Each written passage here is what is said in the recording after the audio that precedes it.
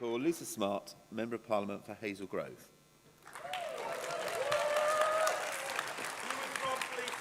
Morning. Thank you, Simon. Good to follow a colleague from Greater Manchester on the stage. I'm speaking in favour of this motion, but particularly lines 48 to 50. My colleague Bobby made the excellent point that health is an economic issue. It's not just a moral issue. It's not just a social issue. It's, as the motion says, it's a matter for the public purse. By allowing our health estate to crumble, and the motion talks very clearly about £12 billion worth of backlog of repairs, through that lack of capital investment, that's just cranking up the need for extra revenue spending, whether it's in mental health treatment that needs to be much more intensive further down the line because that early intervention took too long to intervene, or whether it's just somebody who could have had a much less invasive physical treatment early in their illness, they need far more later on. It just makes no economic sense. In my own patch, in the finest constituency in the land of Hazel Grove, we have Stepping Hill Hospital. Stepping Hill has seen so many crumbling buildings.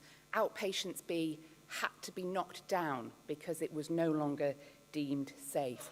We've seen footage of medics having to wade through corridors to get to their patients because pipes have burst. And we have a bucket brigade, that's staff members with specific responsibilities with buckets when it rains. This leads to appointments being cancelled, treatment being delayed, and that just costs more. My constituents, our neighbours, deserve so much more. By not investing in public health, so whether it's smoking cessation, weight management, drug and alcohol problems, we're just making our population more unhealthy. And that costs all of us more in the long term. By not fixing social care, colleagues have said we can't fix the NHS unless we do, but we also can't fix local government unless it gets the funding that is needed and unless we get the funding structures that are needed.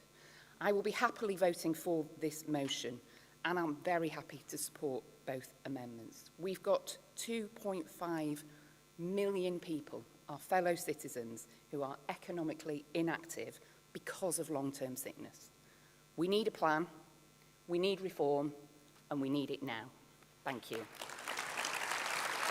Thank you, Lisa.